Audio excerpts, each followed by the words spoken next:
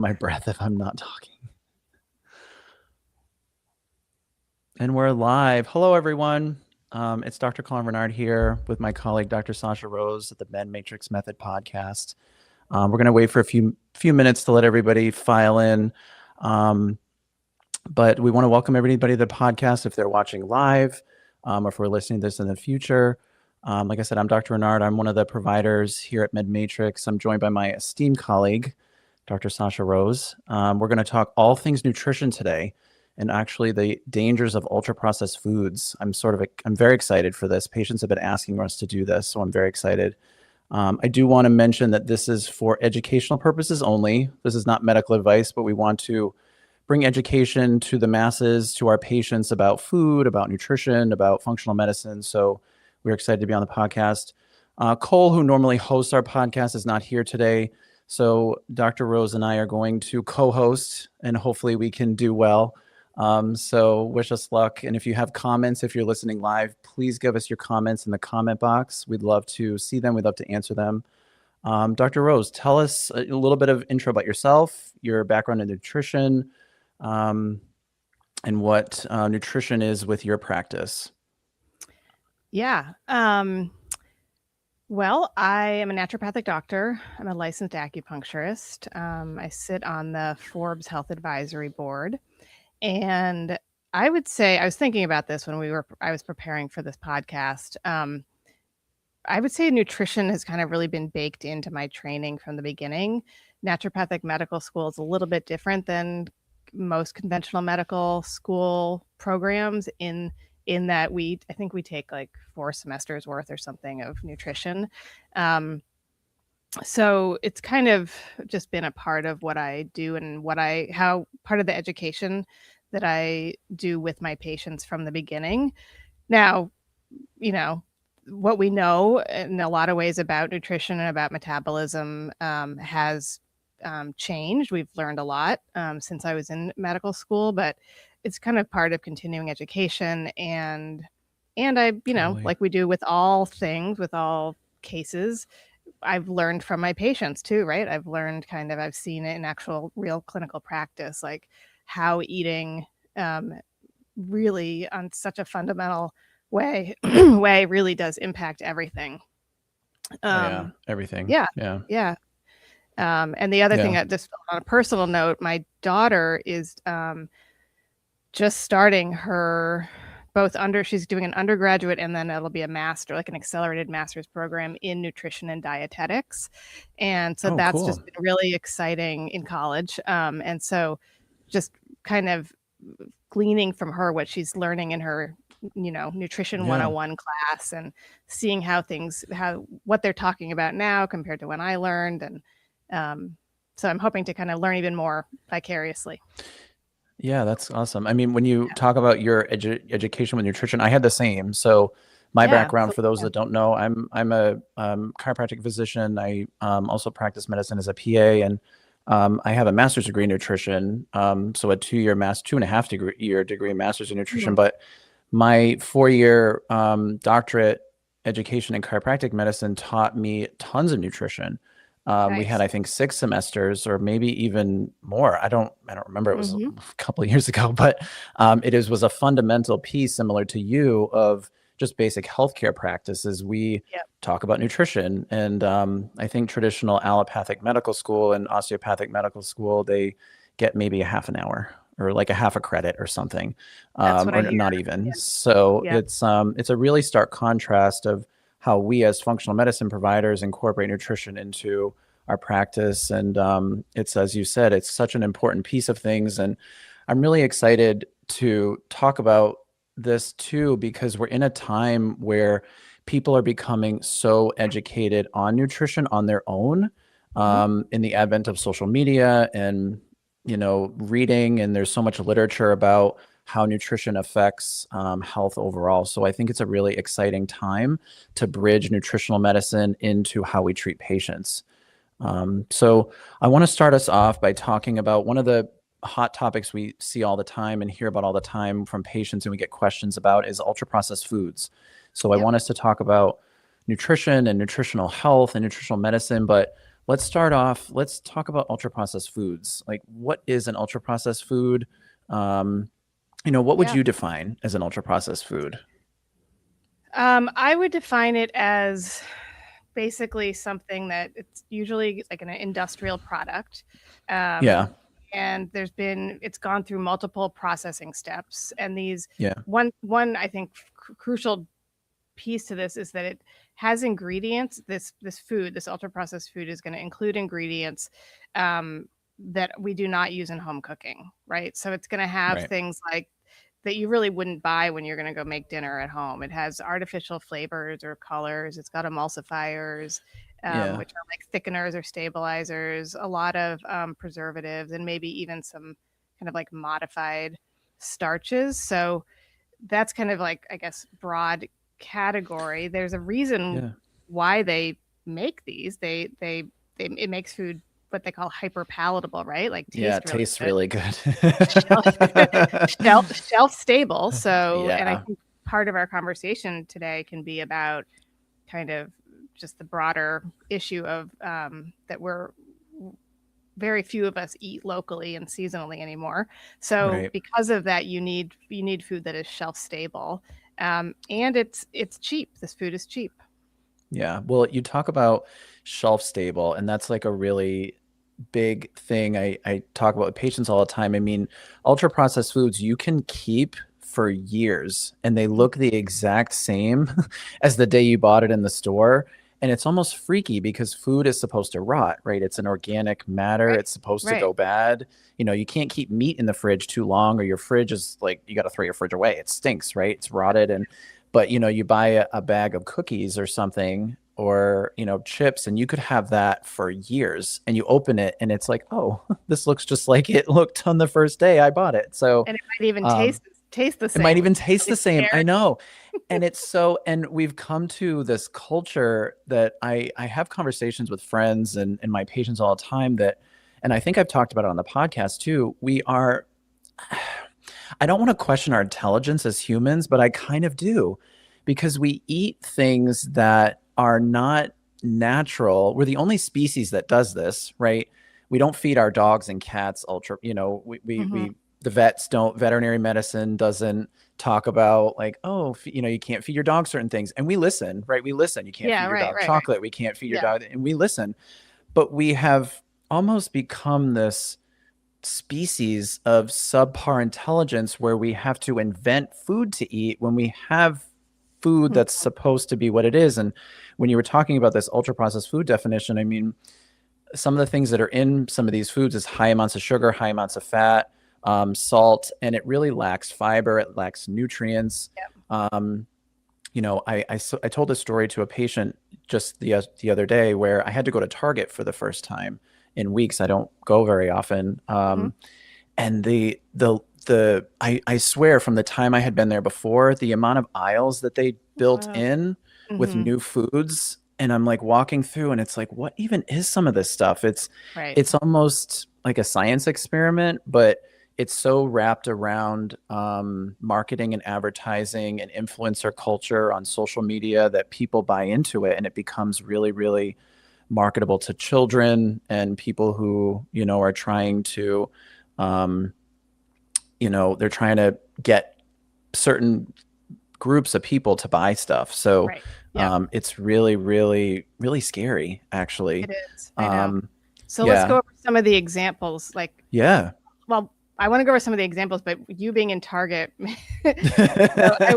No offense against Target, if anybody from Target. I love Target. But I guess there was this product that came out not that long ago, which was gluten-free Cheetos.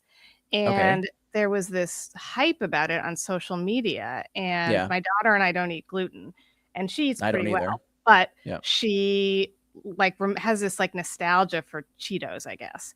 And so she sees something about gluten-free Cheetos online and is like, they're going to be available in Target on whatever, August 20th, as we make this trip. And they literally were like sold out. Like they had it. Wow. And it was like the shelf was empty because So Well, but I always use the example to patients. Like when I was a kid, back in the 90s, we had one kind of Oreo, like literally Mm-hmm. one. And I remember when the commercial on TV came on and they were advertising for double stuffed Oreos. And it was just like, oh my goodness, the world is Even better. exploding. We have double stuffed Oreos. Holy crap, this is amazing. Now you go to a store, like a big box Yeah. store, and it's floor to ceiling. And there's pink Of Oreos and Oreos. watermelon and or Oreos that are made by celebrities endorsement. So it's such a weird change in like a couple decades, right? It's such a weird shift. So I guess from a functional medicine perspective, when we talk about some of these ultra processed foods and the shelf life and the hyperpalatability, Yeah. what does that mean, like from why is that more problematic? Not necessarily just like calories and sugar content, but what is it about the foods, in your opinion, and when you try to educate patients, that really is the problem? Right. So there's a couple things. I mean, one is that a lot of the ingredients, like at some of the preservatives, some of the sweeteners in particular, some of the flavor The enhancers, starches.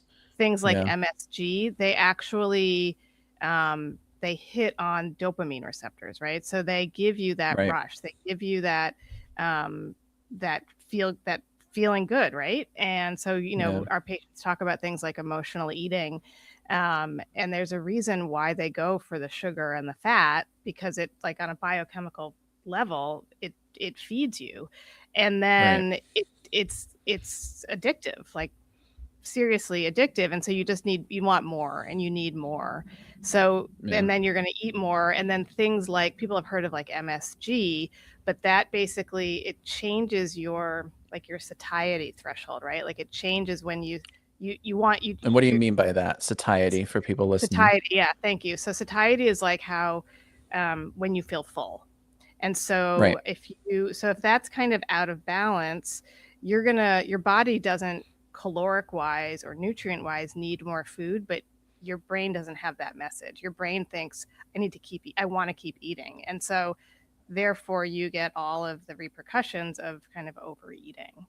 Yeah, and Um, this is why you can sit and eat a whole bag of Doritos in one Burritos and sitting. MSG, yeah, that's a good thing. Yeah. And or cookies or something, and you're not hungry, but 20-30 minutes have gone by and you've eaten half the package, and it's like, I Yep. wasn't even hungry. Why am I still eating this? And I think it's a really good point that you make with the emotional eating piece, because Mhm. I see this all the time, and it's a really hard thing that we have to talk about with patients.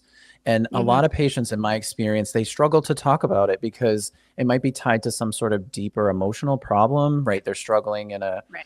in a job, or financially, or in a domestic partnership, or with their families. And the food, as you said, really, really importantly, is like it feeds this emotional release of this dopamine, and it's this feel good thing. So it's really, I talk about it with my patients a lot, because it's a hard conversation, but I think it's our duty as functional medicine providers to have these hard conversations with patients so that they can understand their relationships with certain things in the world, so that it brings forth how they need to change.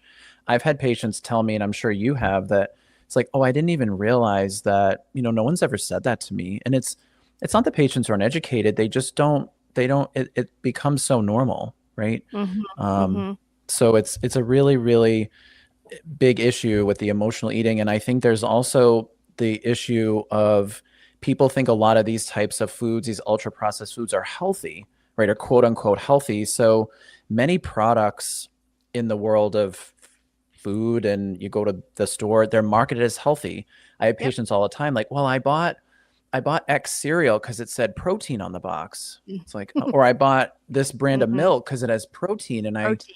thinking, Yeah. well, how do they put more protein in milk? Like, I don't Right. understand. So what's your take on some of these marketed healthy products, like bars or plant-based alternatives for meats, or like the Meats. Yep.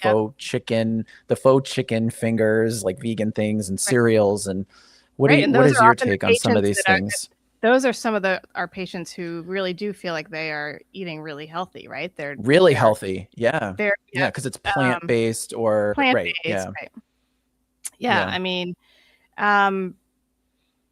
so I feel like, I think I'm glad that you brought the slapping the protein label on everything these days, because I think we are in the middle of that. And, you know, we know how important protein intake is. And I think, you know, I think it's really good that there is growing awareness for everybody, but especially those of us who are over 35, and the need for, you know, adequate protein intake. Like, I don't disagree with that, but as you say, they are slapping that label on everything. Message. And it really does remind me of kind of the low fat craze, which unfortunately lasted for decades. And as long as, like you said, like, let's take the example of a box of Oreos, right? If it was low fat, then it was fine. And it was fine, right? It's fine because it was low fat, because fat was bad. And that was just like drilled in. And I think it's basically, I don't want to question kind of, you know, human intelligence either, but I think we are all a little bit guilty of just like, just being like, if they tell me I need protein and there's protein on the thing, and then, you know, it's good for me. And so it's just this really kind of like reductionist way. And I think, you know, nutrition is complicated and health is complicated. And so it sometimes is easiest just to hear one message and then follow that. But I do think that, you know, you can, like a protein bar, that's an ultra processed food. Yeah. You know, and they're so heavily marketed as healthy, and you get big, you know, influencers, or whatever the word you want to call it. And these might be medical providers. They might be doctors. They might be nutritionists. They might be, you know, in the healthcare sphere in some way, and they're marketing this. So it's like, well, this must be good. Dr. So-and-so is on the label, or, you know, or they've got a celebrity marketing some sort of product and they look really beautiful, right? I want to look like them, so I'll go buy this product, right? And it really taps into extremely well done and ultra sophisticated marketing tools, right? That we don't even think twice, right? We don't even think. There's no logical. It's just like, yes, I want that. Or, you know, when you have, I don't have children, but you know, you're a parent. I'm sure, you know, there was a time when you bring your kids to the store and it's like, oh, Mom, I want this because so-and-so on TV is on the box. Right. I'm sure that's a thing. Right. So it just creates this whole nother dynamic. Yeah. And I think you brought up a really good point, right? It's like, if we say to a patient, oh, well, Dr. Renaud said more protein, you know, Dr. Rose told me today I need more protein. So you go to the store, oh, cereal, protein. Oh, wow, there you go. Like, so there's this, I think it is so important, right? As we've said a couple of times, we're not trying to question the intelligence of patients or just the human species, but it's almost like that we can't help it because of these marketing tools. It's almost like a really fascinating social experiment that's happening, but it's really affecting our health so poorly. So I want to get into that too, is sort of from a nutritional medicine perspective, right? We see major health concerns with our patients every day for a myriad of reasons, right? We cover so many topics on this podcast about all the things that we treat, but from a functional health perspective, what's your take on, you know, explaining to our audience sort of with ultra processed foods, what is that doing? What is it doing to the body? What is it doing to metabolism, blood sugar instability, metabolic health? What's really going on there from your perspective? Yeah, I mean, I've specialized in gut health for a while, so I guess I'll start with that. Totally. We know that some of these additives that we mentioned at the beginning, kind of, we know how they all, each in their own way, can kind of affect the gut and therefore have repercussions systemically. So some of these additives in ultra processed foods can include like an emulsifier, which is really kind of changing the texture, right? Like the right. I think it's the there's texture a mouthfeel and a preservative. My biochemistry teacher called it a mouthfeel, and my nutritional biochemistry teacher said that it creates a mouthfeel. When you eat it, it feels good to eat it. Good. Yes. And that's Yeah. big. That's really big. Yeah. Right. So something like polysorbate 80 or something like that. Like, again, one of these, here's a key, right? Like that's not something that you're going to go buy and then cook with in your kitchen, but it's going to be Or it doesn't grow in your garden. grow in your You're not growing garden, that right? in your garden? No? Oh, okay. I don't know how to do that. I don't either. So, so we know that actually there's this really protective mucus layer in the lining of the gut in the small intestine. There's this mucus layer that's like, if anybody's heard of something called leaky gut, right? It's that connection between their gut permeability and inflammation in the rest of the body. And part of that gut integrity is this mucus layer. And these emulsifiers disrupt that. So you're kind of decreasing the gut permeability by disrupting that mucus layer. And therefore, you're also increasing intestinal permeability, which is leaky gut. So what's that going to do? That's going to kind of contribute to an inflammatory state. It's going to promote the growth of certain bacteria, certain parts of the microbiome, the ones that we don't really want so much. Those are like the pro-inflammatory ones.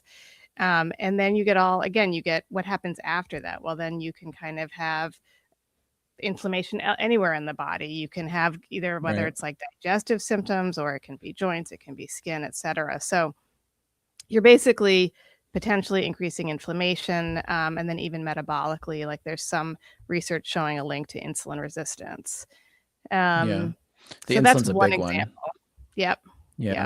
Yeah, the insulin resistance is huge. And I mean, I know you do. We talk about it a lot. We see it every day. And the thing that you mentioned with when we talk about the ultra processed foods, or the chemistry of it and the ingredients, these ingredients in ultra processed foods, they have such high levels of artificial sugars or artificial types of carbohydrates that when you eat it, your blood sugar just goes through it just explodes. And then, you stop eating it, your sugar crashes down, and you're ready to just totally fall asleep, right? You have this total, you're and then totally you want to eat more, right? Then you want to eat more, right? Yeah, 100%. So Or you do that multiple times a day. You do it times every day, times years. I mean, your blood sugar becomes significantly irregular. And like we said before, we have patients that are trying so hard, and I applaud them for trying. Well, the protein bar, well, it was advertised, it's got protein, it's healthy, or this shake, or like this frozen dinner, like, oh, it looks good, like it's got chicken on the label, and you turn the label over and there's 25, 50 ingredients on it. It's like, well, that's not chicken. So I really try to educate patients on what's going on in their body. And I know you do the same. It's so important. I just want to remind people, if you're tuning in live, I'm Dr. Renaud. I'm here with my colleague, Dr. Rose. We're talking all things nutrition.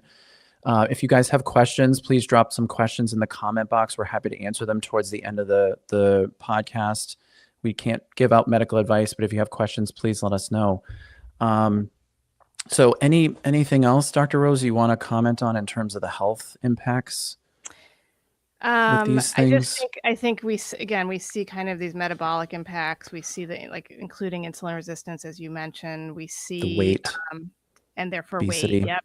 And non-alcoholic fatty liver disease, increased risk of developing cardiovascular disease, and then as we also mentioned earlier, with a lot of these ultra processed foods, you get this dopamine spike. And so, because of the high sugar and the added fats and the flavor enhancers, it really, I'm sure you say this with your patients too. Like, I really do think sugar is an addictive substance, even though we don't classify it like we do alcohol or opioids or anything. But you get this kind of high level of dopamine, and it's really, and we've worked with different people with different types of addictive behavior, right? Some people are like more vulnerable to that than others, but I think there's a lot like neurochemistry wise. I think that there's a lot that can happen health wise with that. And so that's maybe another discussion, but I think not just the metabolic piece, but in the gut health, but also that kind of almost the feel good substance part, right? Yeah, because for those listening, dopamine is one of your feel good hormones, right? Yep. It gives you a high, makes you feel happy. So the foods, these types of foods are designed to give you that feeling. And if you do it enough, it's addicting. The feeling's addicting, the substance is addicting. So the whole action of the eating part is highly, highly addicting. Not only the chemical that you're ingesting, but the way it makes you feel, the way it makes your brain feel. We mentioned obesity a little bit. So obesity and nutrition are hand in hand. Yeah. It's so important. So I think it's something we should discuss. We looked up the statistics before we started our podcast, and obesity affects, according to the recent statistics, over 100 million people in the United States. It's roughly 42%. So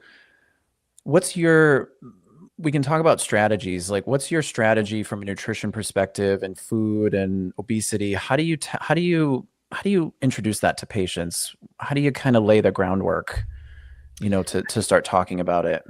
Yeah. Yeah. I was going to ask you that actually earlier when well, this is what I was going to ask you about, because I feel like when somebody comes to me and they mention that they have a history of disordered eating, or they Right. engage in emotional eating, I find the conversation to be it's a little easier at that point, right? They've introduced it. They've kind of identified with that. Tell me how, if somebody is not doing that themselves, You mean like volunteering the information? They're not volunteering it, but Okay. you see it or you suspect it. I'm just curious about your kind of gentle, diplomatic, sensitive way of bringing that into the conversation. Yeah. I mean, I think I think it's our role. Part of our role as providers is to be an educator, right? Too. So a lot of times when I talk to patients, I always preface that there's no judgment, right? I'm not here to judge you. I'm here to help you. I know you do the same. And I try to open up the conversation with that, right? Can we talk about your diet? Can we talk about your food intake? What do you eat? What does a typical day look like? What do you eat for breakfast? What do you eat for lunch? Why are you eating it? Right. Well, if they preface of like, oh, well, I eat really healthy. Okay, well, what? What does that mean? What do you eat? What does that mean? And that's always what happens, I feel like, with patients. You probably have the same thing. It's like, well, what do you eat? Well, I eat really good. Okay, but what? Tell me what? Well, I mean, I'm pretty like clean. Uh-huh. And like, what do you eat for breakfast? So I think the way I try to do it in a nice diplomatic way is make it out to be this conversation about the actual objective, right? Okay, what are you eating for breakfast? Well, I eat this, I eat eggs, I eat this. Okay, well, why are you eating that? Or, I bought X whatever at the store, and then I feel like it just becomes a conversation of, are you eating X because of, whatever? Because a lot of times what patients are doing, and I think it's subconscious, is they're trying to justify, well, I eat blah because I was raised on it, or because the box said protein. So I thought, I met with this nutritionist and they said protein, and, so I just try to use it as an educational tool. And then as the relationship develops and as time goes on, I just try to give the education. And then I try to let patients come to the understanding for themselves. Because if we allow patients to understand and own it for themselves, then we've taught them something and they can translate that into their life and the way they live. I live this way, right? You live this way. It doesn't matter. Not that it doesn't matter, but it doesn't bother us how someone else eats, right? We know what we do for ourselves to keep ourselves healthy and longevity. And, but when we start to peel away the layers of a patient from a learning perspective and try to understand their habits, it makes them reflect themselves. And then I think it just becomes a learning behavior as we go through treatment and through time, is like, wow, I guess that's, or this is a good example. I talked to a patient the other day about like liquid diets too. Okay. How much soda do you drink? Yeah. Do you drink energy drinks? Do you drink alcohol? And each of those individual things, well, alcohol, well, on the weekends, if I'm out with my wife, I'll have 3 or 4 beers or like whatever. And maybe through the week, like if we're meeting friends, okay, so maybe up to 10 alcoholic drinks a week. Yeah, maybe. Okay, well, how much soda do you drink? Oh, well, not that much. Maybe like 2 or 3 cans a week. Okay. Do you drink energy drinks? Oh, well, yeah, I'm really tired a lot, so I might have one at lunch. Well, how often is that? Oh, every day I need one, or at least like when I'm at work. So in their mind, and again, it's no judgment to the patient, but they think each one of those things is a moderate, like a mild amount, right? Oh, well, only like a couple sodas a week, and I'm drinking alcohol like when I go out. And then I try to say, well, what if you put them all together? Right? If you put all those things together, that's a huge percentage of your intake, like caloric wise or sugar. And then it's sort of like, oh, I kind of see that. They're in their mind trying to separate it, right? Yeah. Yeah, And I that think makes people do that sense. with food too, right? Well, I eat this but it's only once a week. Okay, but often, yeah, it's not that often. So I think it's part of just the human experience to try to do things that make us feel comfortable. And I think we use that as food too. We don't want to pretend that we're doing something wrong, or so we compartmentalize. And I'm sure you see that. Oh yeah, all the time. Yeah. And Yeah. I think it is partly human nature. And I think that people are often like, I'm doing everything right. And in their minds, they are. So Right. why do I feel so bad? Why am I tired? Why am Right. I so irritable? Why am I not losing weight? Like, Yeah. And so I think it does, as we've said multiple times on this podcast, one of the benefits of this medicine is the time that we have with our patients. Right. So like in that example that you just gave, like you have the time to really dive deeper into, well, what do you mean by, whether it's what do you mean when you say that you eat healthy, or really, really kind of getting to the details of how often is that energy drink and that alcoholic beverage. Yeah. So it is one, in addition to kind of just your knowledge base and your experience in your training, it's the time to give the attention that I think is needed with some of these issues around nutrition. Not just lip service, right? Not just go eat your fruits and vegetables.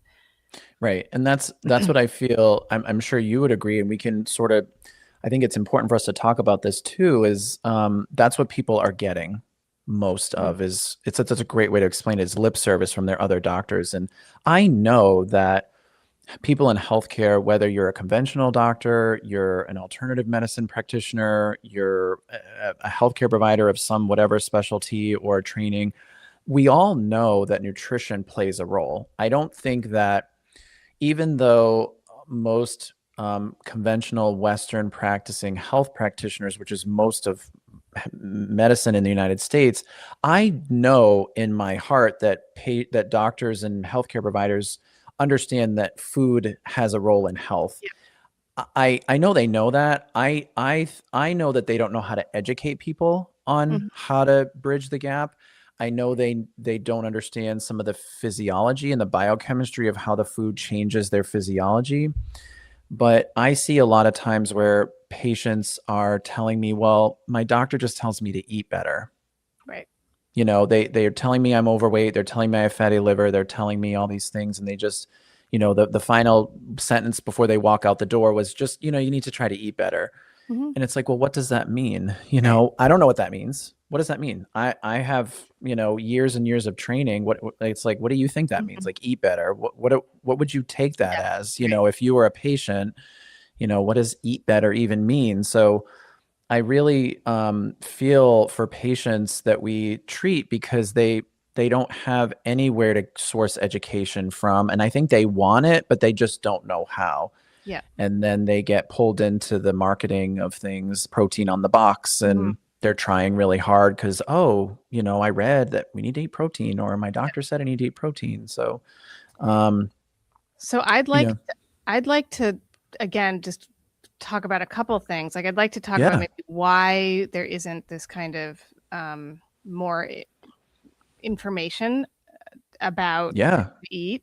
And then I want us, in some of our remaining time, I'd love for us to kind of give our listeners some real specifics, or what are some first steps. Yeah, I want to do the same. Yeah. So I guess I just wanted, I feel like there are like socioeconomic and education pieces to this. And I think, and it's somewhat like what was the food like when you were growing up, right? Like, was there somebody in your home who had the time and the knowledge to cook, well-rounded meals and to serve you whole foods?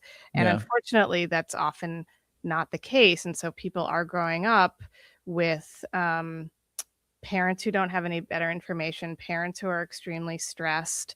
And unfortunately, the way that it is right now is that, as we said, a lot of these ultra processed foods are the cheapest, right? And so, unfortunately, feeding a family of 4 or 6 at McDonald's is often literally like the cheapest way to feed your family. And so those factors, I don't think, can be really ignored in terms of how or why people grow up with this literally not having the information about what it means to eat well. And so, as you point out, like going to your doctor when you're 35 or 45 and them saying, well, you just need to eat better, there's no background on that. Like, I don't know what that means, And so such a loaded statement. It's so loaded. And for that person, like, going and getting a Dunkin' Donuts that says it has extra drink that has extra protein in it, that's healthy for that person. So anyway, there's not a magic answer to that. That's a big rabbit hole, but I do think that we have to kind of just keep that part in mind. That's a great point. Yeah, go ahead. So say somebody it's really like they're starting, from scratch, or you're starting from scratch with them, and they are engaged, they're motivated. Like, what are the first steps that you are going to tell somebody? I think the first steps is sort of piggybacking off what I was talking about before, is sort of meet them where they are. Yeah. Right. I think that's really important, because it's really, I know I have colleagues that in the functional medicine space that are, practitioners of all disciplines. I think a lot of times we demonize nutrition because you and I understand, right? We have the degrees on the walls to say, we know what food, we understand it. But when you talk to a patient that has no background in education, right? It's not your daughter going to school to be, a master's degree in nutrition. You have to look at it from the patient's perspective. I think it's really important. It builds trust, it builds a connection, and it really meets them at where they are, so they don't feel like they're unintelligent about something. So I think that's that's how I treat patients with anything I'm discussing, right? Just sort of meet them at where they are with their education level. And then what I always tell patients is it's about little changes, right? What kind of little changes can we start to make? Can we try to replace your soda with something, or some of your sodas with an alternative? Can I get you to try to eat a protein source at each meal? If you're eating a muffin for breakfast, right? How can we get you to eat something that's of a little bit more substance, right? And a lot of times patients, you mentioned the socioeconomic piece, and it's really important because that plays a role too. If you're, you got to get kids off to school and you've got to feed them 3 times a day times 4 kids, right? You have to kind of be resourceful. So it comes down to food that you might go through a drive-through to get or something. So, okay, if that's where you are, how can we change what you're getting?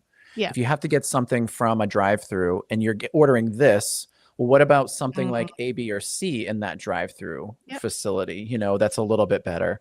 What about, trying to understand their work schedule? Well, I get up really early. I've got to be in the office at 5, or I've got to be wherever, and I don't have time to really eat anything. I'm not even really hungry.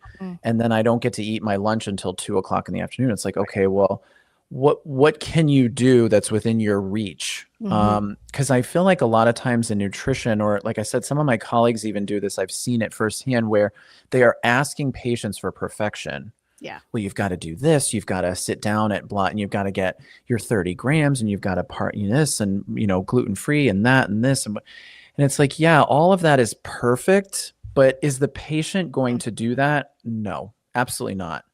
9 times out of 10, most patients, will be hard pressed to practice what you're preaching 100% from a nutrition perspective. So my philosophy, this is the way I was taught too, from a nutritional counseling perspective, is meet the patient where they are.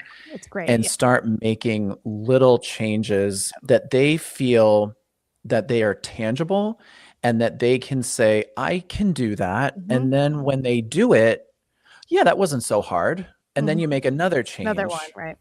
And yeah, no problem. I started doing this and yeah, totally easy. They just didn't know how to do it. And it just took me to educate. That's my method usually. And then, 6 months goes by and we've made a big change with 5 or 6 little changes. Yeah. And I always preface for patients, I'm not asking you to be perfect. And I think that's a really important, you asked the question earlier, which is really great. I'm glad we discussed it about how we sort of bring up this topic. It can be sensitive for people.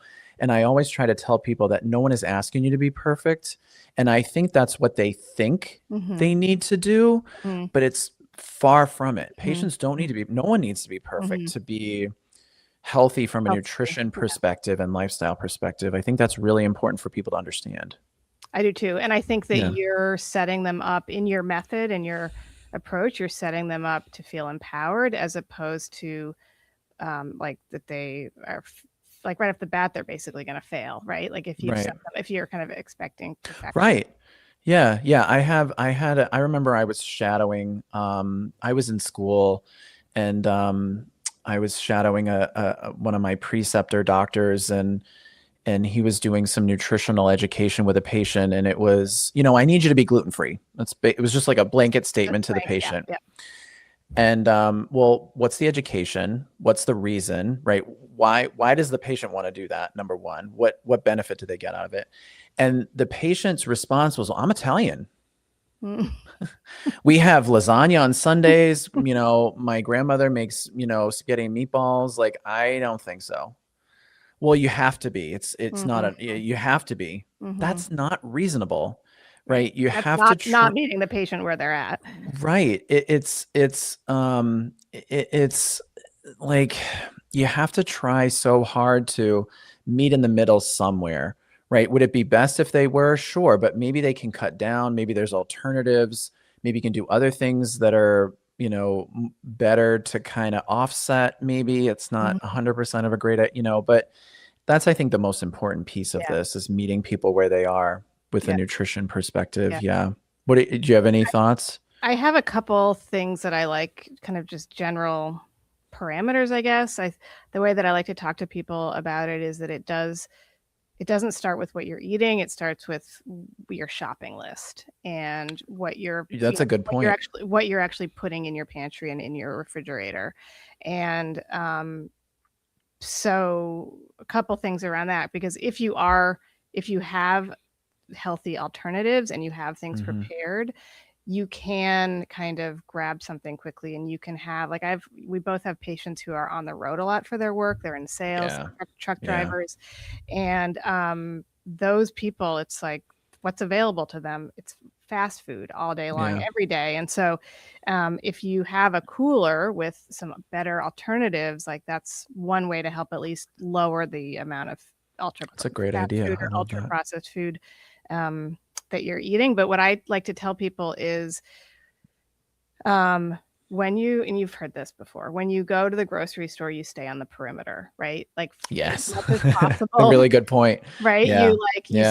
Because the freshest ingredients, that comes in at the outside of the store, right? That's where the delivery trucks come in the most frequently, is the produce, the meat, the dairy, as opposed to the stuff that we have been talking about, these ultra processed foods, which, as you pointed out, shelf life is a long time, and that can stay in the center of that, that aisle in the center of the store for a long time. Just so more and more.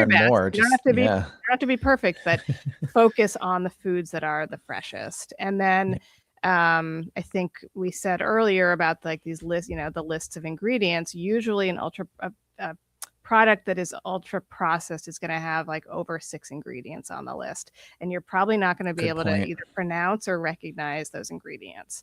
So sticking to, as much as possible, a product that you recognize, the ingredient, you actually maybe could make something, or cook or bake something like that at home if you wanted to, you're probably in a safer zone. And again, it's not easy. And I think it's a really good point of not asking people to be perfect, but for some people, taking like a Sunday afternoon and that's your meal prep day. That's when you get your shopping meal prep done. day. That's nice. And then you like I said, you make a bunch of salads and Tupperwares that you just keep in the fridge, or you make that casserole or that soup or something that, grill some chicken, do some, something, put it in the something that's easy, and even freeze things. And if you start getting into that habit more, it can feel, I think, a little bit less daunting. And as you said, baby steps, right? So maybe it's one shift, one little change, or one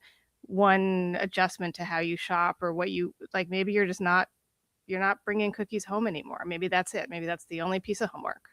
Yeah.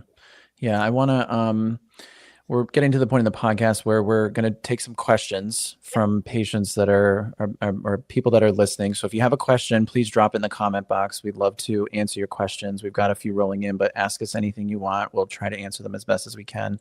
I want to talk about some case studies that we love. But before we dive into that, I want to say too, from our experience, working at MedMatrix, doing functional medicine, for people that are listening, that want to improve health and nutrition, I'll give my perspective. What's your perspective? How do we do that?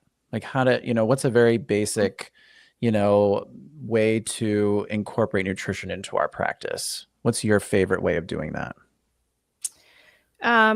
Sometimes the first step is literally having them do a food journal, right? Or a diet diary, right? Yeah. So especially sometimes with our first visit, we're doing so much and we're going over so much. And so sometimes, and also a good point that you made earlier was, people will say, well, I eat great. It's super clean. And, I only rarely will eat, M&Ms. And then the way that I will preface that food journal is, you can do it on an app. You can do it on a piece of paper. You can do it on your computer. I don't really care how you do it. And I'm not here to judge. I don't need you to change what you're eating. I just want you to do it. And it's honestly largely for their benefit, not just mine. It's really so that they can actually see it. And I think that's a good baseline, because eating healthily means something different for each person. Yeah. I love food journal is great. I do the same. And usually when I when I'm trying to educate patients on food and trying to understand food, because I think from my perspective as a clinician and as an educator, I really try hard to, as we said at the beginning of the podcast, that nutrition is almost the foundation of health. I mean, it really is, right? 85% of disease in humans is driven by poor diet. And we know that. It's very well studied in the medical literature. It's not something we're making up. So what I try really hard to do is let patients start to be educated about food. And one of the things that patients, I think, are struggling with is they don't know how to cook. I hear that a lot. And they don't know how to prepare food, that they just don't know what to do with it. And they don't know how to make it taste nice, right? If you were to take a patient out to a really nice restaurant, there's no processed food there, but the food is really good, right? If you were ordering something and of course, not all our patients are chefs, but I always try to give them examples of, well, if you're eating foods in certain settings, they taste really good, right? So I'm not a chef either, so I can't educate patients on how to cook, but I try to give them resources and ideas of, okay, these are things to think about when you're thinking about meal prepping or thinking about food in a way that is not boring, or, well, I don't like eating vegetables because they're gross. It's like, well, you probably just don't know how to cook them. Yeah. And that might be a product of how they were raised. It might be a product of, just timing, right? I've got to do something fast. I don't have time to think about recipes or whatever. So that's one of the tricks I often try to use with patients is, let's try to talk about ways you can improve the food, the taste, how you feel about cooking, how you're sort of, like you said, with meal prep, if you don't like to cook, or, how can we make that better? And I think if patients start learning about food as it relates to their day and their relationship with food and how it tastes and how they can cook something. And if they cook something that's good and they enjoy it, it's almost like a really proud moment. Like, I made this and it's really good. And I'm proud to make this for my family or something. So I think that's a part of the education too, Yeah, is what the absolutely. food is. Can you read the ingredients on the label, right? If you can't, then don't eat it. But it's really how to prepare it in a way that is satisfying for yourself and your family. So yeah, we want to get into some case studies. We love doing case studies on our podcast. Do you want to start? Do you want me to start? Do you have a good case? I have a case. He's kind of front of mind because I just saw him today. Oh, good. So this is And ask questions, people, if you have questions, and then we'll do questions after our cases. Please contribute.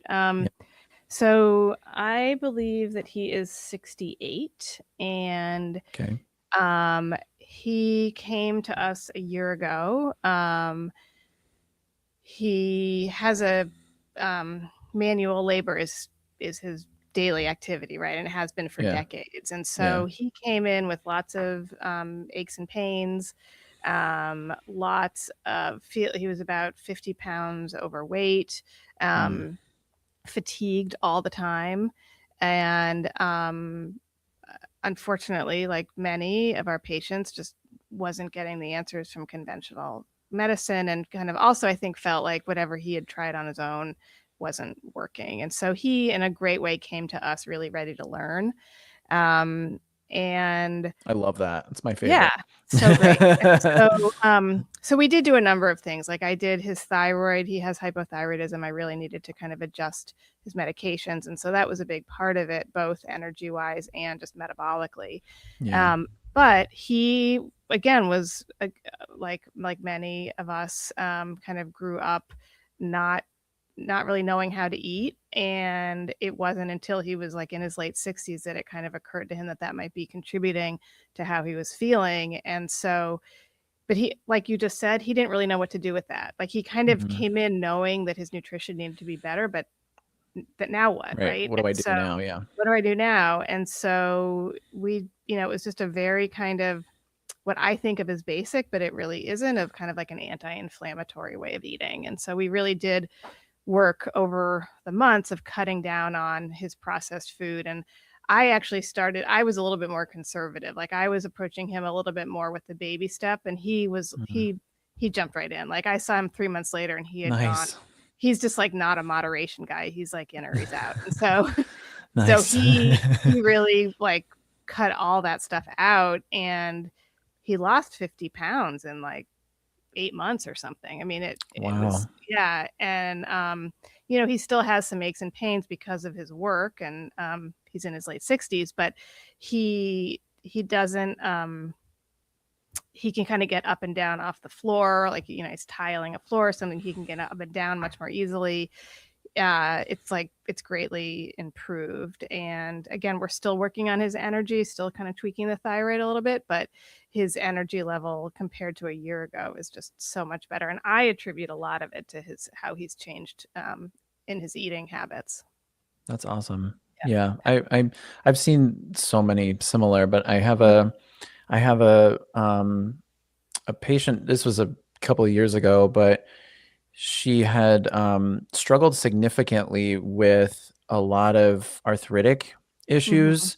So like joint pains, and to the point where it was kind of unusual, where she would go to see orthopedic specialists and musculoskeletal specialists, and they were sort of like, well, you have aches and pains. They were at the point where it was almost, well, why don't we do replacements of some of your joints that are painful?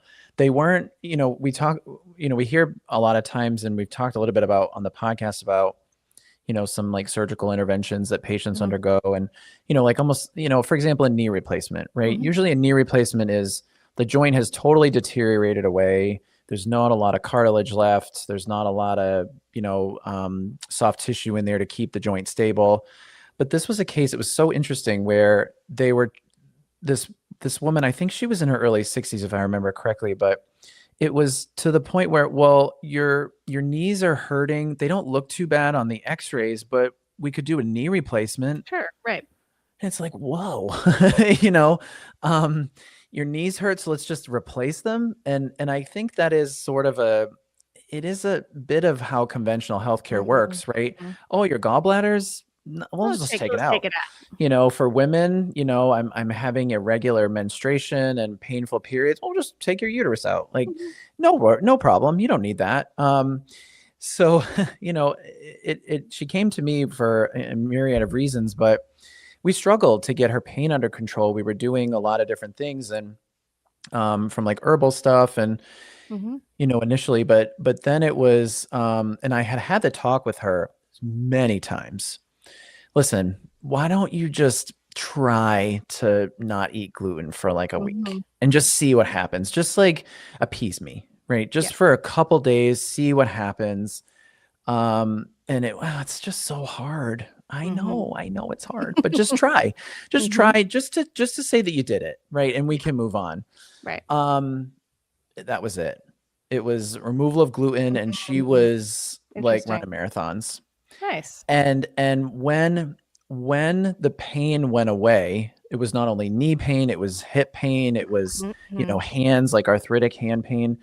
It was insane because when she removed it and then realized how much benefit she was getting from the removal, I could see her morph like almost in front of me. Like, it doesn't matter because I don't want to be in pain anymore.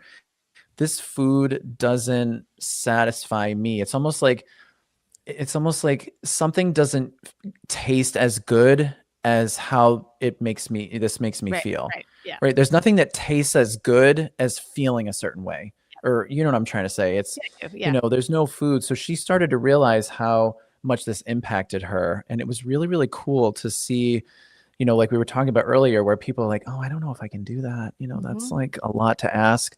But when they feel the benefit and the outcome, your mind shifts. Yeah. And we see that with food a lot. I'm sure you see that with patients, and it's like things just become less important over time. I feel like what's important about one thing that's important about that story is that for her, it was a visceral shift. So exactly. It's no longer you having to convince her to eat a certain way. It was her own lived experience of it, and that's sustainable, right? As opposed to Dr. Renaud told me so it's right, but I don't feel it, right? Like I'm doing it because he told me to, but she actually like felt the difference and felt like it's really no longer worth me eating this. It doesn't taste that good. Yeah. Right.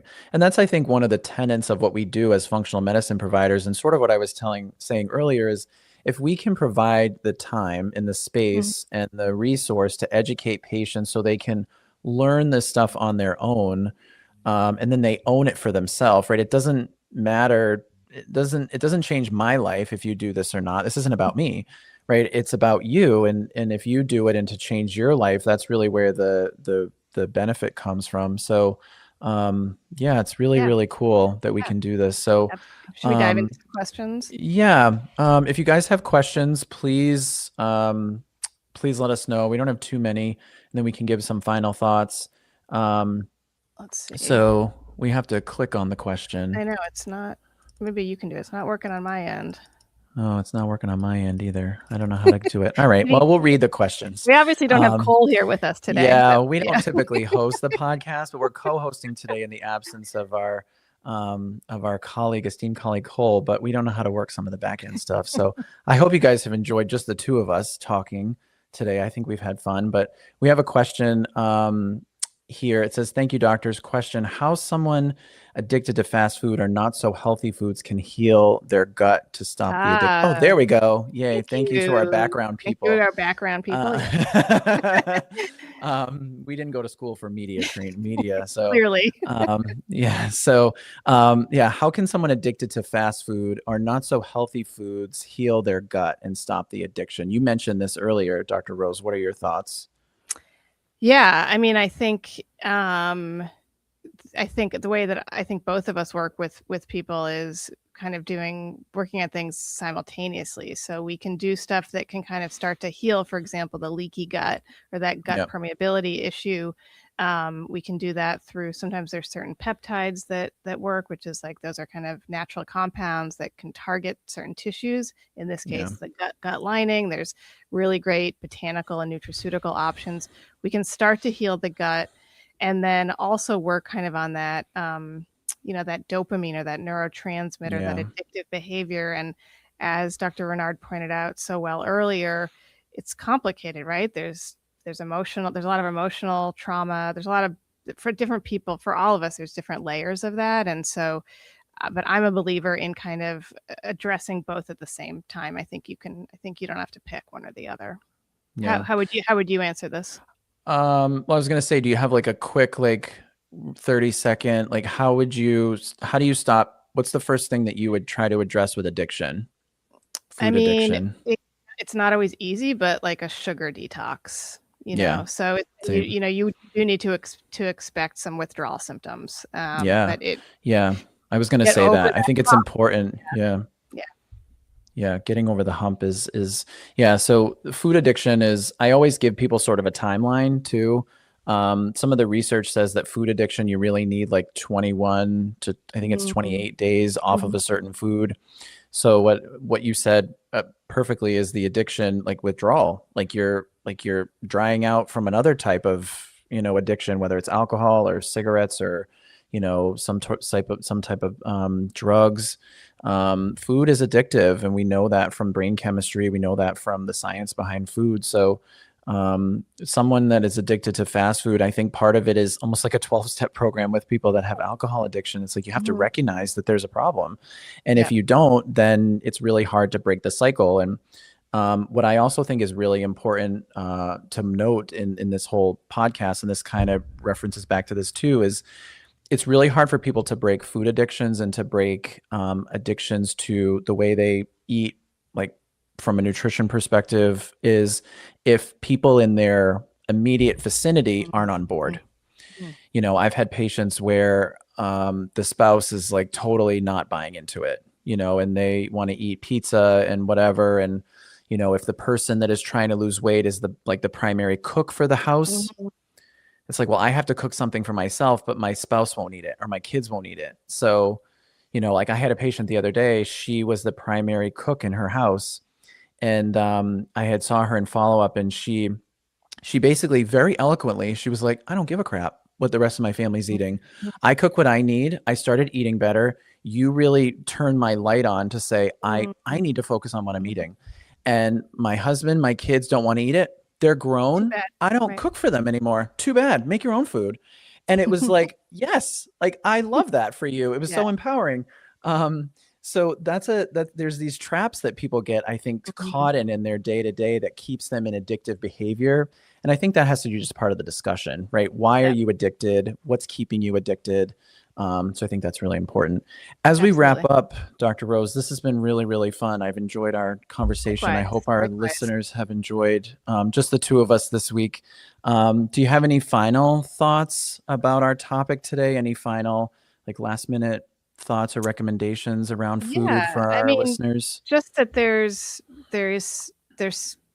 always room for improvement, but it's not about perfection. I think if there's one take home, that would be a big one, that it's not about being perfect, but that you can make baby steps, or what feel like baby steps, and over time that it's a huge step.